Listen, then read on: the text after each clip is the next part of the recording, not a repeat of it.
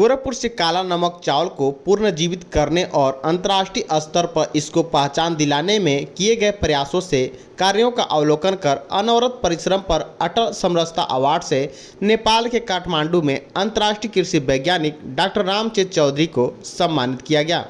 आइए जानते हैं डॉक्टर रामचेत चौधरी ने क्या कुछ कहा।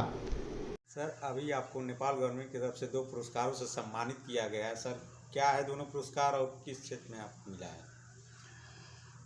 देखिए, नेपाल में जो हमें एक क्या दो सम्मान मिले और उस सम्मान का संबंध अपने देश की छवि और जो नेपाल और भारत इन दोनों राष्ट्रों का आपसी संबंध है, इसको लेके दिया गया था। तो पहला सम्मान जो है वो हमको अटल समरसता सम्मान ये दिया गया और वाइस प्रेसिडेंट जो नेपाल के हैं उनके हाथों से ये दिया गया, ये सम्मान मुझे।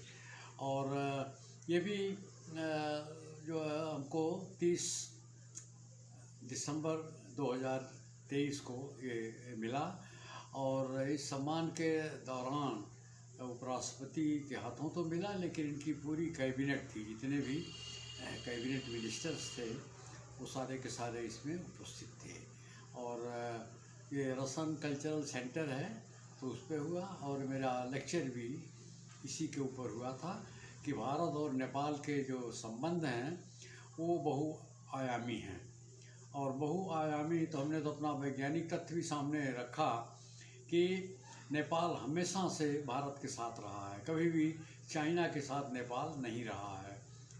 ये वैज्ञानिक तथ्य है, क्योंकि एक ज़माना था जब ये भारत नहीं था, जब गोंडवाना लैंड था, तो नेपाल और चीन के बीच में बहुत बड़ा महासागर था, उसका नाम टेथिस सी कहा जाता है अंग्रेजी भाषा में। अपने संस्कृत भाषा में जिसका जिक्र यजुर्वेद में किया गया है उसमें भी सागर का जिक्र है। तो मैंने कहा कि हमेशा नेपाल और चाइना अलग अलग रहे हैं और हमेशा नेपाल और भारत साथ साथ रहे हैं। और जब ये कॉन्टिनेंटल ड्रिफ्ट के नाते एक भौगोलिक प्रक्रिया है, ये जो भारत अफ्रीका से, भारत कहिए या गोंडवाना कहिए, गोंडवाना लैंड जो अफ्रीका से टूटा तो ये चाइनीज प्लेट से टकराया और उसके बाद हिमालय बन गया।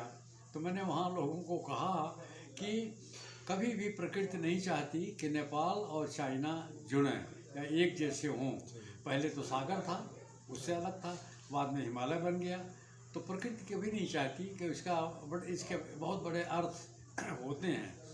ये मैंने बताया और उसके बाद हमने कहा कि हम तो दुनिया के 40 देशों में रह के काम कर चुके हैं, लेकिन कभी 2 राष्ट्र ऐसे नहीं मिले जिसमें कि न तो पासपोर्ट की ज़रूरत है, न तो आधार कार्ड की ज़रूरत है, न तो किसी और चीज़ की ज़रूरत है अपना पहचान दिखाने के लिए।